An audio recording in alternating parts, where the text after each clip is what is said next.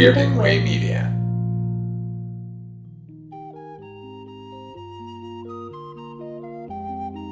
Night, Mr. Walters. You see that guy over there? Now, he's an actor. The guy on the phone, he's a prize fighter. Me, I'm a cab driver. I'm the only cab driver in this place.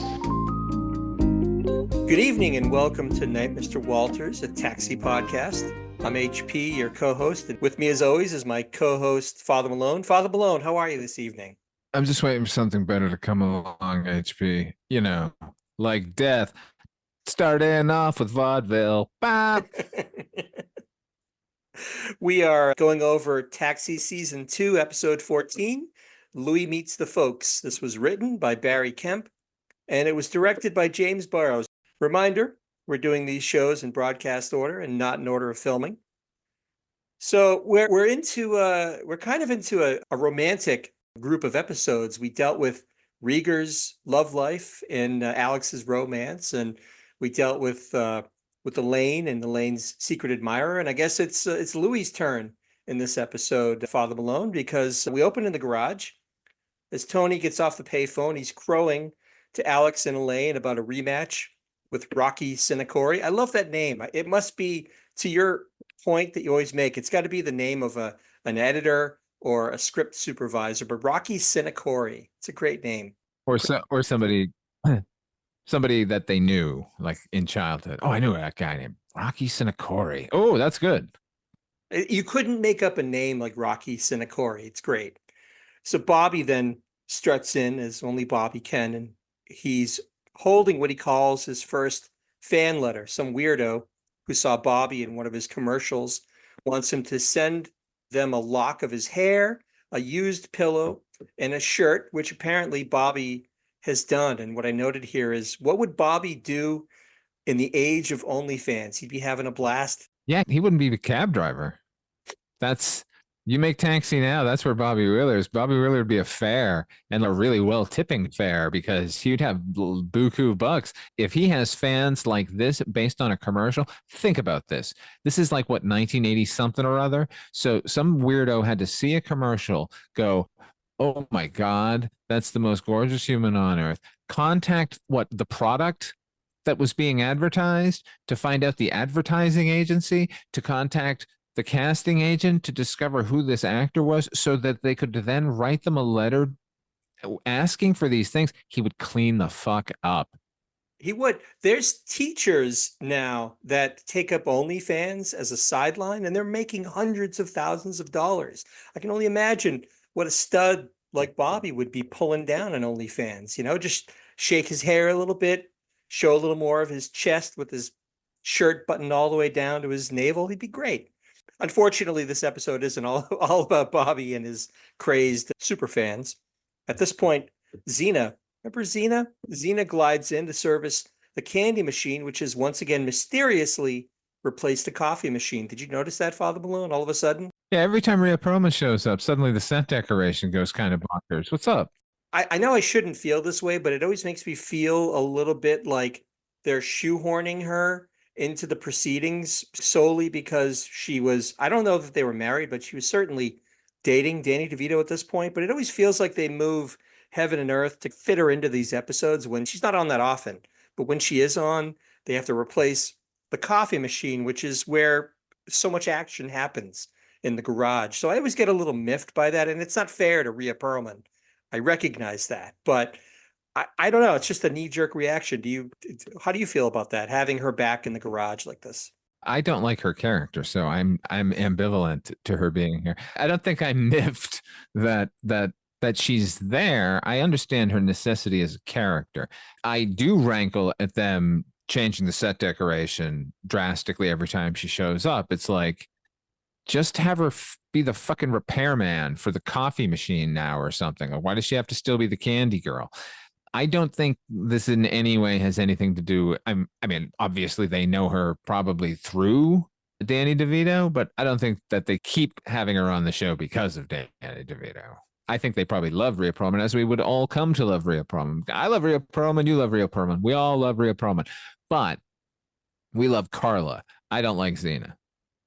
It is curious. You make a great point that They should just make her the coffee repair person, or she could be a FedEx delivery person. There's all sorts of ways that they could figure out to have her in the garage without having to put the candy machine, which only ever, it's kind of like an eclipse. It only appears once in a blue moon. There it is. There's the candy machine. And only when Xena has to service it. So it's a little Have her odd. work for Ma Bell.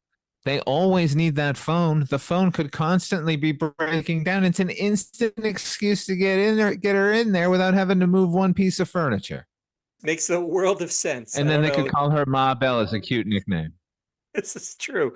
While Xena is busying herself with the candy machine, Louis creeps in and tries to say hi to her, but curiously she responds, "Get lost."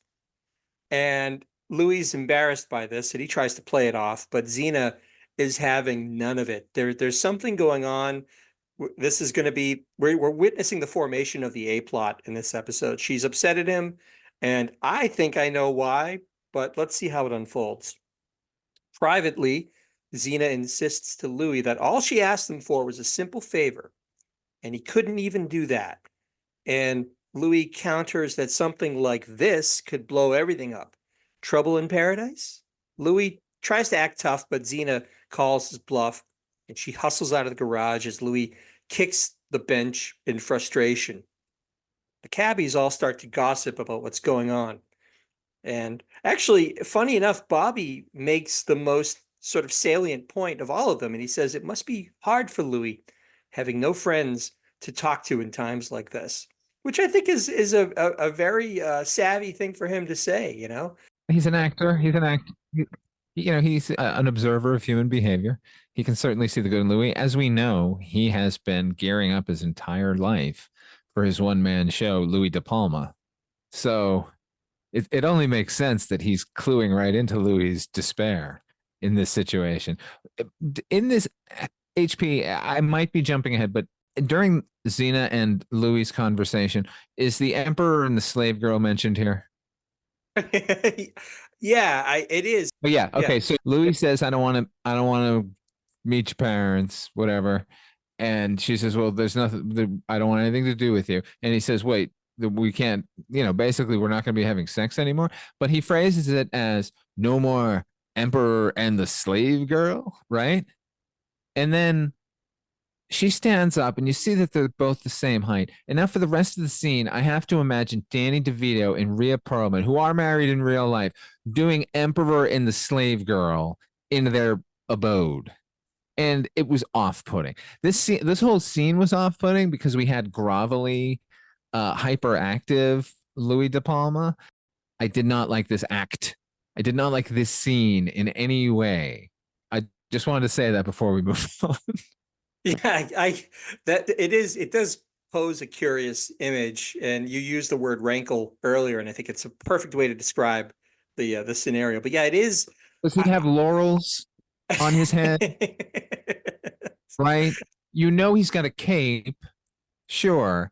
Rhea Perlman, how is her hair? I don't know. I'm already thinking too much about it. I think that's way too advanced for him. I think he's probably just taken a bed sheet and wrapped it hurriedly around him like a toga and maybe like one of his belts around I don't think he's Sure. going to Party City and buying an emperor costume. I think he's whatever's handy Louis is using. And she has a towel with a hole cut in the middle, like over her. That's her slave girl outfit.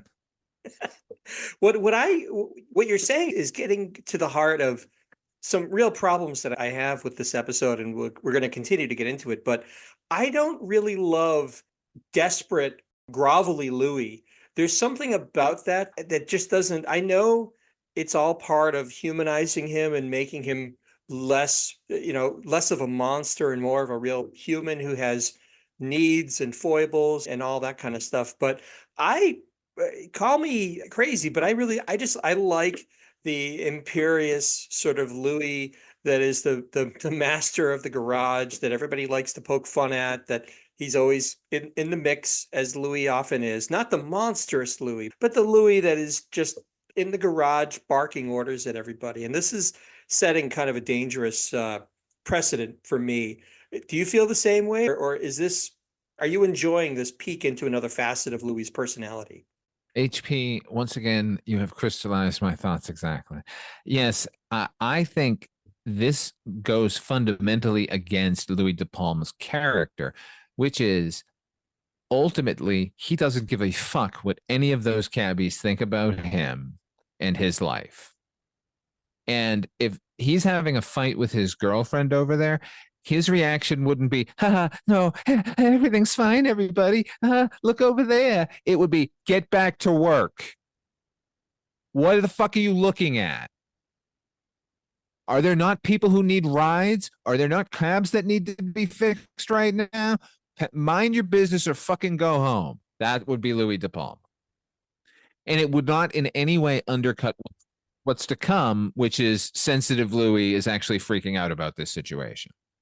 Couldn't agree more. What we're getting here, I'm afraid, is we're getting the Louis that tremulously says to Zena, "Take me to the place that you cry," which might be the most horrifying line that Louis, certainly. Why did you bring Louis, it up?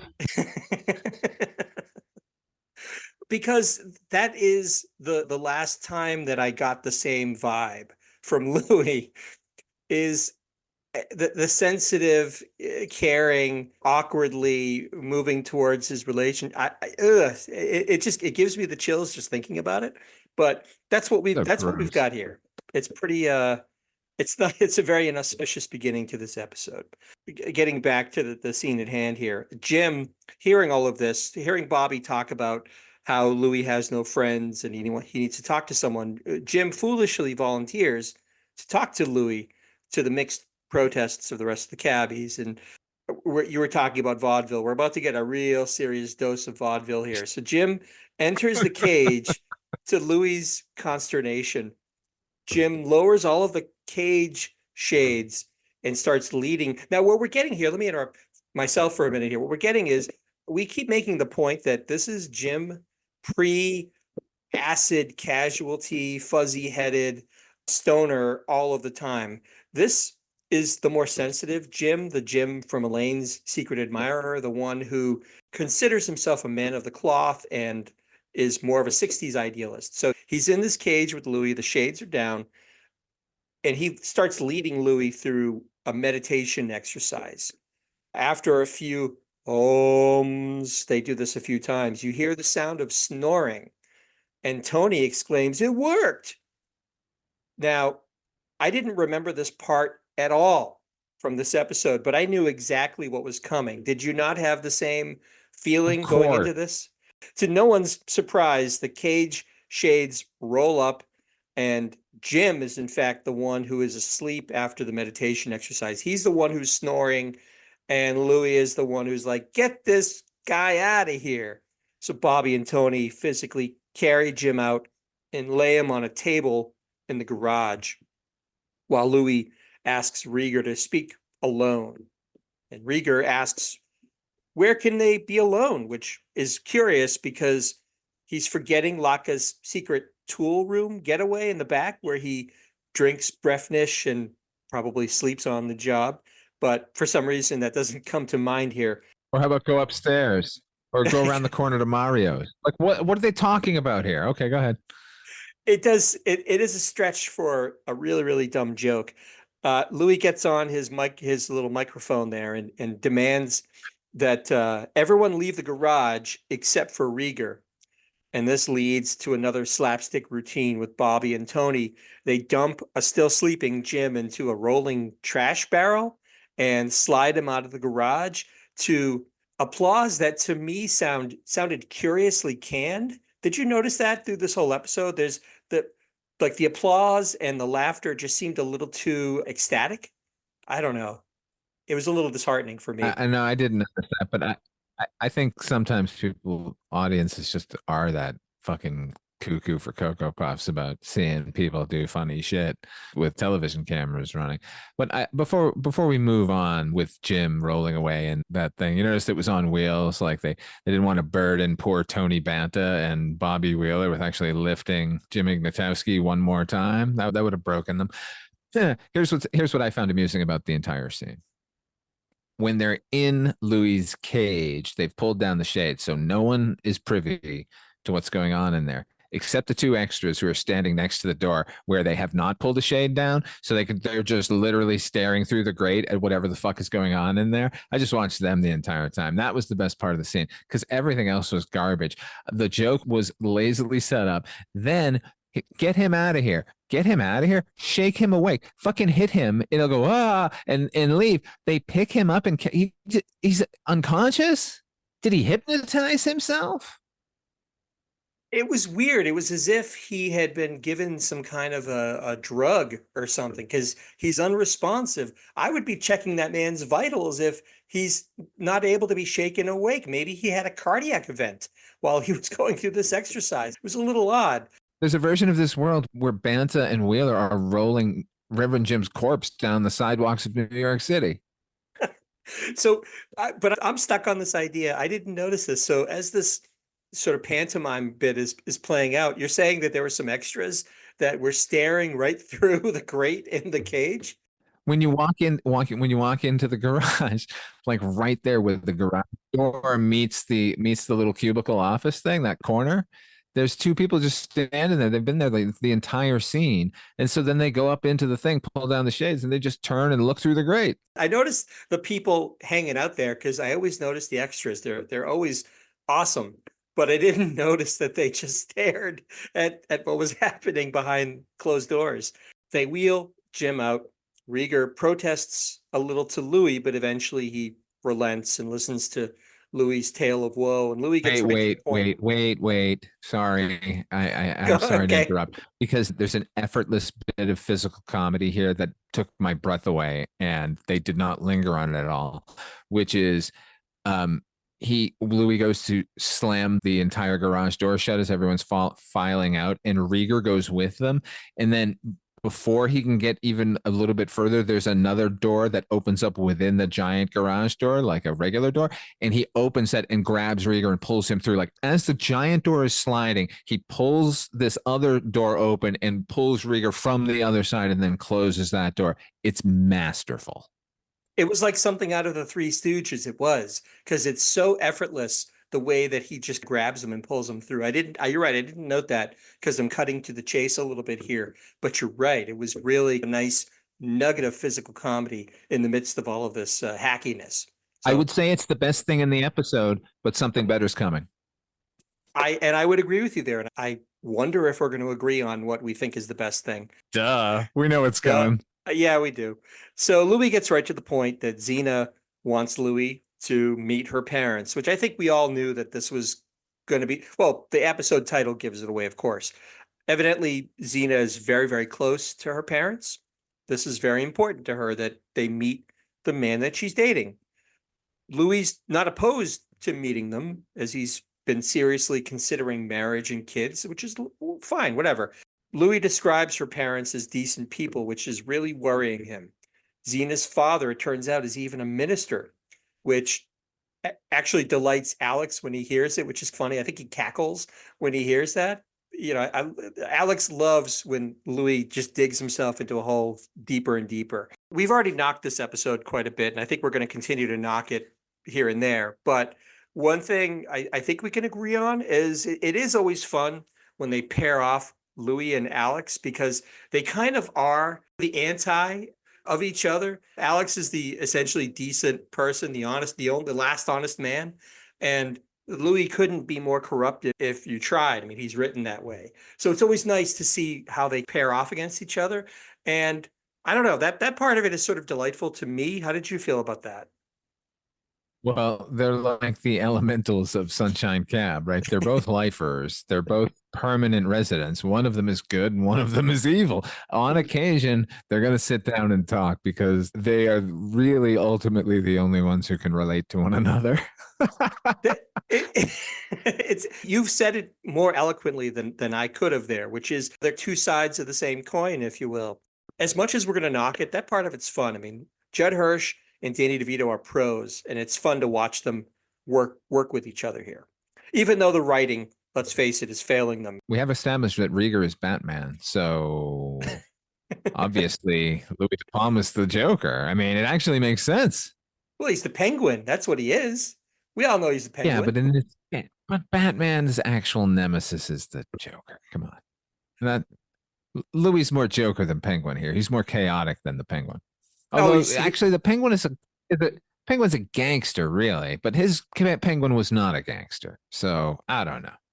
yeah, his penguin was subterranean, which I think suits Louis much more than the sort of Burgess Meredith wah, wah, wah, penguin. So yeah, I would agree with you there.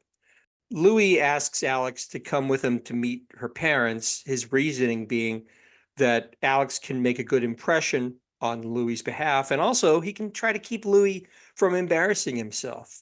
And after some begging and pleading, finally Louis offers Alex $200 to help him out, which of course convinces Alex to do it straight away, and we fade to black. Did you mention that we were going to be beating up on this series? I mean, on this episode?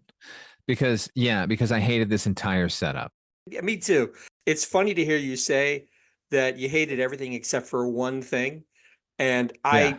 I had that exact same reaction, and we're getting to that. But to get to that, we've got to wade through all of this sitcom-y bullshit and all of this hackiness and all of this vaudevillian nonsense. Can you see that? Can you see the way the lights are flickering? Those yellow lights? They're winking out one at a time here. So we cut to one of Taxi's patented voyeuristic B-roll shots. This is one of James Burrows' stock in trade up to this point. It's an outside shot in the evening. It's a creepy camera pan up to an apartment at night, which is apparently the Sherman residence, Sherman being Zena's last name. But it always gives me the impression that it's some creepy person in the street who's kind of glaring up at somebody's apartment or somebody's condo. I know what they're doing. They're establishing where the scene's going to take place, but it always seems a little more creepy than that to me. Do you have HB, you know who it is? Burns. I thought you were going to say it's Martin Scorsese and Taxi Driver, in Bickle's cab. Oh, it's much worse than that. It's somebody planning the downfall of everyone, not just the murder of his wife. We cut inside as Zena's mother, Mrs. Sherman, is answering the doorbell. She's carrying a little tray of cheese and crackers for the evening, and she brings it into the living room. She answers the door, and Zena enthusiastically greets her with a hug. But again, another vaudevillian piece of comedy. Zena's mom mistakes Rieger for Louis, and she gives him a big hug, and then she conceals just a touch of disappointment when Zena corrects her and says, "No, this is Alex Rieger. This is Louis." We're going to see this repeated when Mr. Sherman comes in as well. I'm going to spoil that right now. Zena, by the way, Zena is wearing a bright red vest over a white button-down shirt, which makes her look a little like, did you ever see the video for Too Much Time on My Hands by Styx? Dennis DeYoung favored a gambler type outfit with his curly hair playing the keyboards. She looked like Dennis DeYoung in Styx. Did you know, what did you think of the sartorial choice? Yeah, I guess she did. Maybe a little bit of Doug Henning in there too, but it was an odd choice. She always seems to be hosting a children's show, as far as I'm concerned, except when she's at work. And even then, that might be a whole other show. That could be a Sesame Street children's show kind of a thing, or Electric Company. Yeah, you feel like if she took off that delivery uniform, maybe she'd have like rainbow suspenders and a couple of buttons that say "Wow." Louis tries making some complimentary small talk, which leads to an offensive comment towards Mrs. Sherman.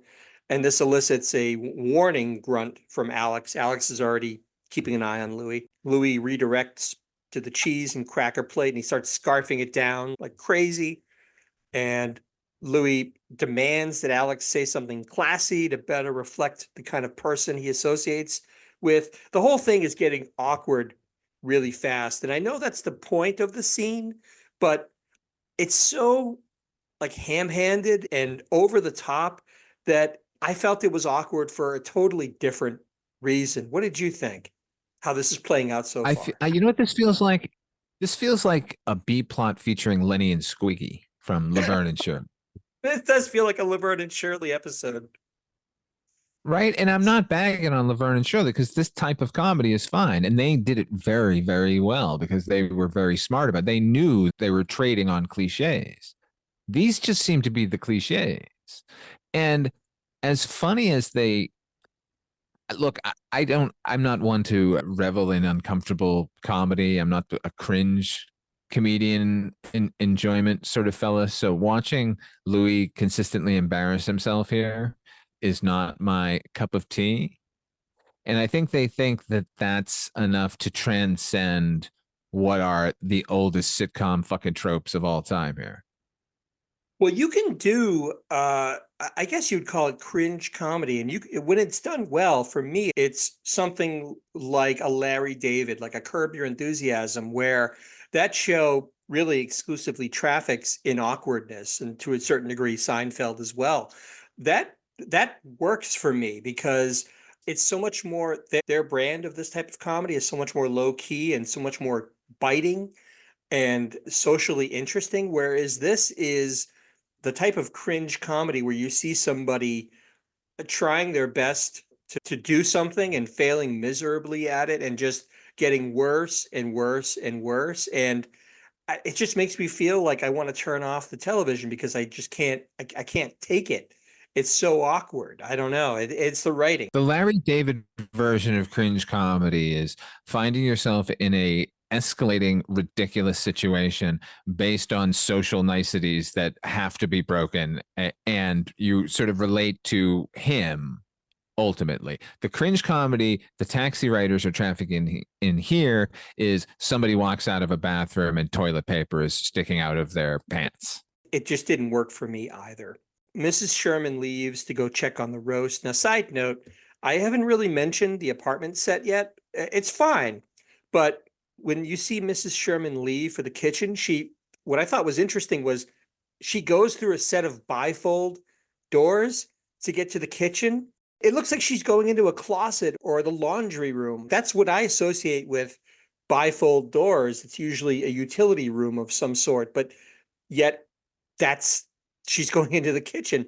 Was this the custom in the late 70s, early 80s? And I'm just misremembering Father Malone? I remember those not being very prevalent, but I don't remember them being out of place. I mean, certainly when they walked into the set and she motioned to the kitchen, I thought they were going to have to go through the dark room to get there. But then again, I also remember like this was a crafty 70s way of destroying an open floor plan because God forbid you had one of those. It was weird to me because, like I said, I always, even now, like in my closet downstairs, my utility closet has those sort of what do you call, like the sort of vents, whatever you They call are those. accordion doors. Yeah. And I don't know, I just never thought of it being, usually I think of something like a show like Rhoda, where the kitchen, if you remember, is actually just separated by kind of a bar. It's open, it's completely open, so you can see the kitchen from the living room. But this was an odd choice for me because it cuts off those. But I guess I take that back. There's a reason why they want to cut Oh off yeah, you know why. I mean, the kitchen. they Yeah. have a set and they were like, what, are we really going to build another wall? Like we don't really have enough room to get the cameras and everything. Just get one of those like they separate it it is the kind of doors that you would see on like a train compartment or something. I see where you're going with that. After Zena's mom leaves, Louis exclaims that he's got her eating out of the palm of his hand. His newfound confidence is then tested when Mr. Sherman comes in. And he's even got the liturgical, I don't know, there's a word for it, but it's the liturgical collar. He's got the priest's collar on his neck and everything. Is there a word for that? I'm not familiar with, Father Malone, what you call that collar. I'm a fake priest. I don't know the names of these things. Louis goes too far again. He's over laughing at Mr. Sherman's jokes and making it super awkward. And like I said, Mr. Sherman even does the same thing that his wife did, which is mistake Rieger for Louis in the hopes that it's not this dumpy guy who's built like a fire hydrant that's dating his daughter.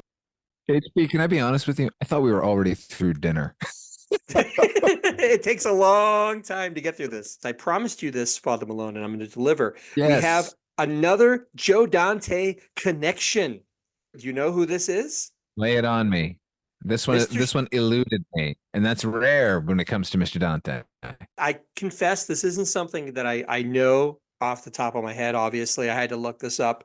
But Mr. Sherman is played by an actor named John C. Betcher, Becher. I hope I'm pronouncing that properly. John C. Betcher. All you need to know is that he played a character named Dr. Molinaro in Gremlins. You remember the scene where Billy's mom fights off the gremlins in her kitchen and one goes in the blender and she gets kind of beat up? And then Billy takes her to the Yes. doctor's home to get looked at. And he's like trimming the tree, I think, with his wife. That's John C. Betcher. I think that's the Wowza, extent of his yeah, it's pretty cool, I thought. I mean, he's not good like work, one of the main HP. he's not a mainstay like some of the other actors we've brought up, but this is really becoming 6 Degrees of Joe Dante because so many people have worked with him. It's amazing. So there you go. I was sure you would know about that. I'm surprised you didn't have that filed away somewhere. No, I don't know what priest callers are names, and I don't know all the extras in Joe Dante movies. Oh, I shouldn't call him look. extras. Obviously, he's like a featured player here and there. I found him very, very funny. Actually, I found both of the parents very funny, particularly in the next scene. After more sort of cringy interactions, Zena goes off to help her mom, which leaves the three men to commiserate in the living room. And there's more awkwardness from Louie, and Alex even cuts him off preemptively when he starts in on a story about his mother. It's very awkward. Louie continues with this inappropriate chit chat as Alex inhales his glass of wine, and we fade into the dining room as they're seated for dinner.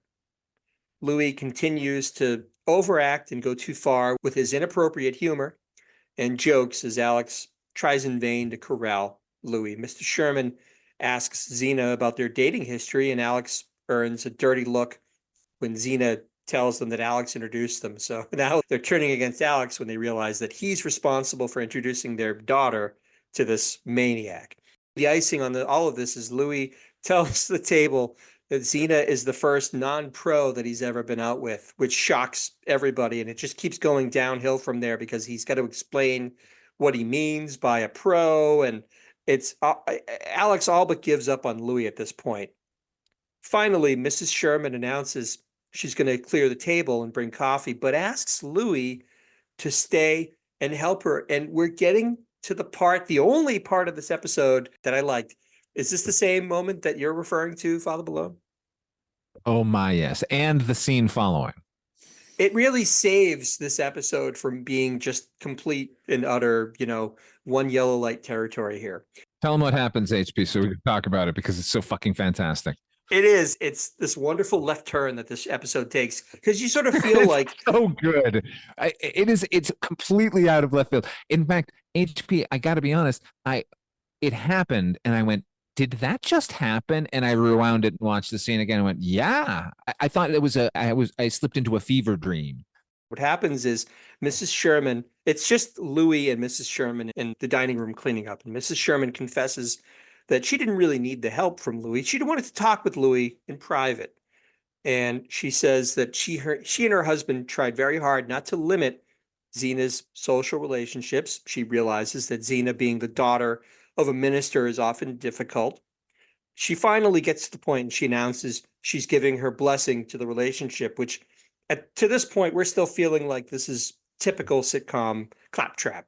She encourages Louis to continue dating Zena, have fun, do all of those things. But Mrs. Sherman stipulates it wouldn't be a good idea to contemplate anything more serious like marriage because, and I wrote this down, this is the best part of the episode.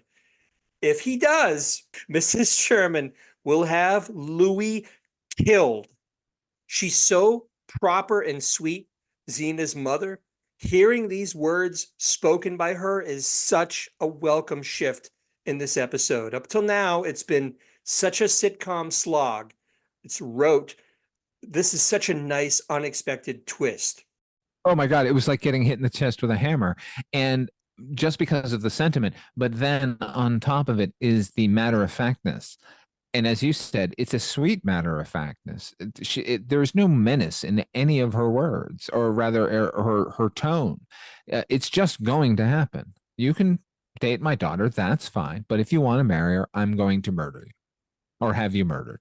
It's played so well because she is the typical sweet matronly mother it's so amazing the way she delivers this line. She says she doesn't even know the name of the person she'd hire. What's the name? What do you call them? And Louis, in this sort of daze that he's in now, says he has to give her the name Hitmen. She says, "Oh, yes, Hitmen." Mrs. Sherman admits to Louis that this would probably destroy her and her husband's lives. But she says very sweetly, "It would be worth it, don't you think?" She finally dismisses Louis and admonishes him on the way out to keep it their secret. And he walks back into this living room in a complete daze.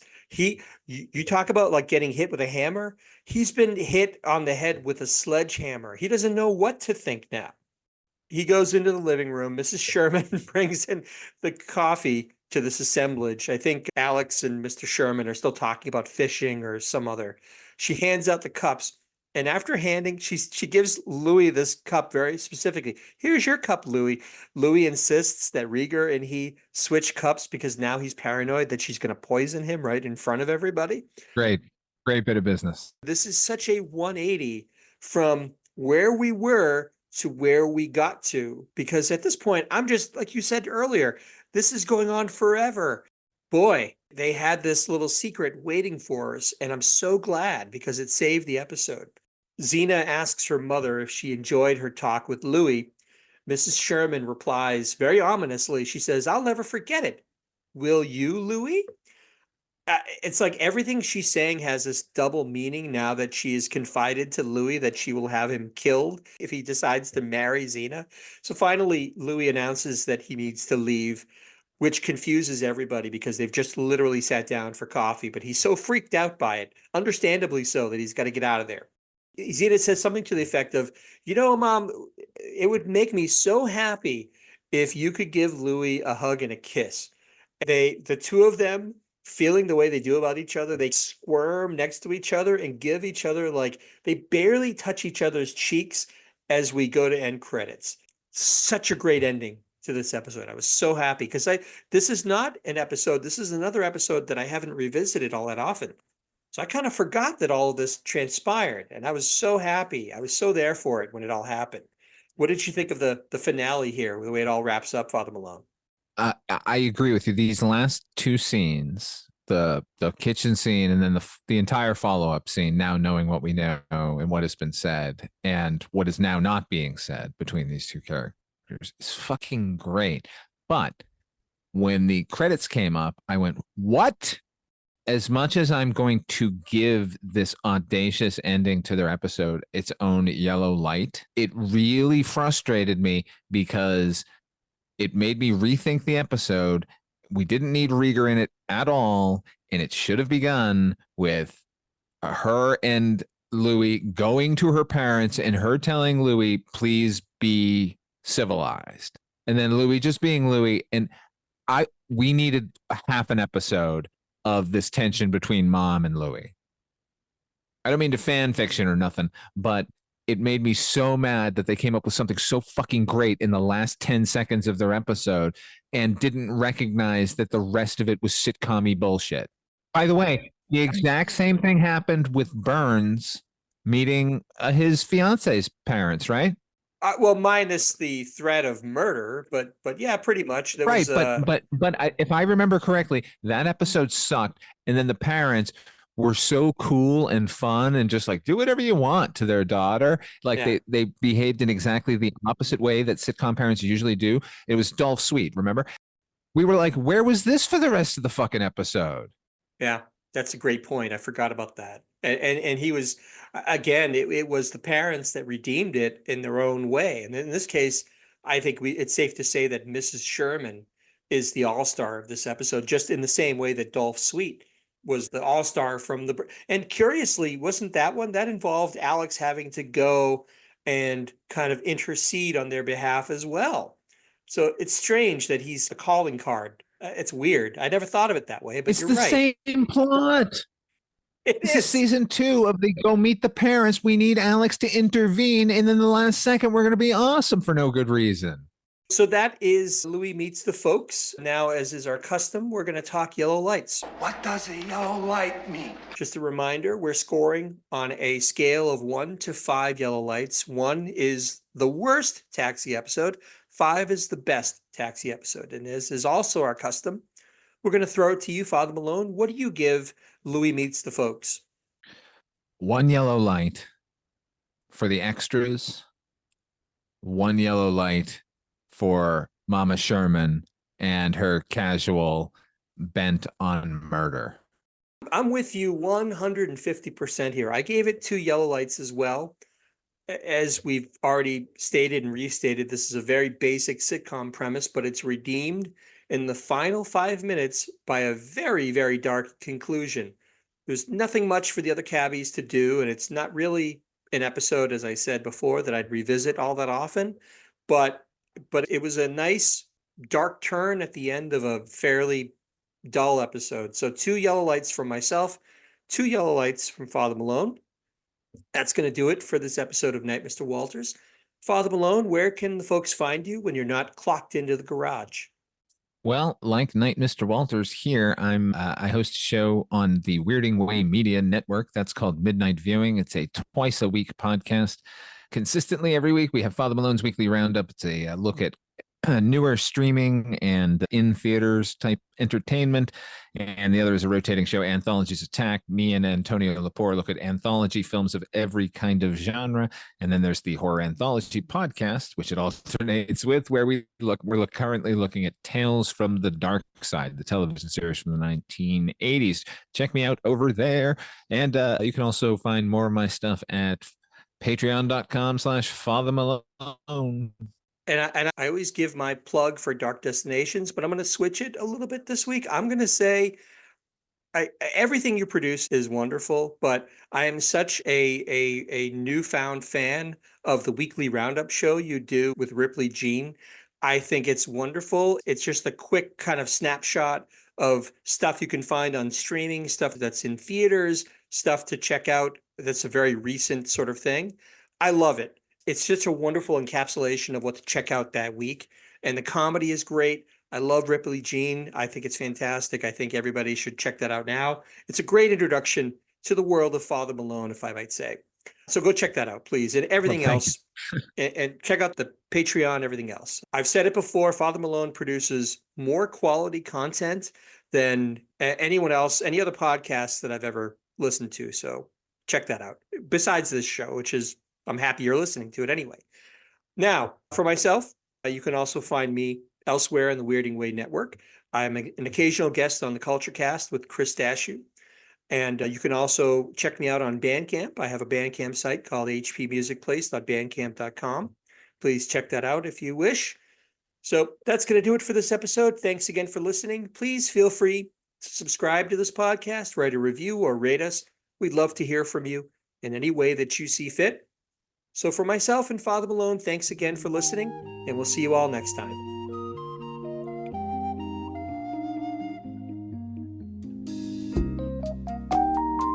Night, Mr. Walters.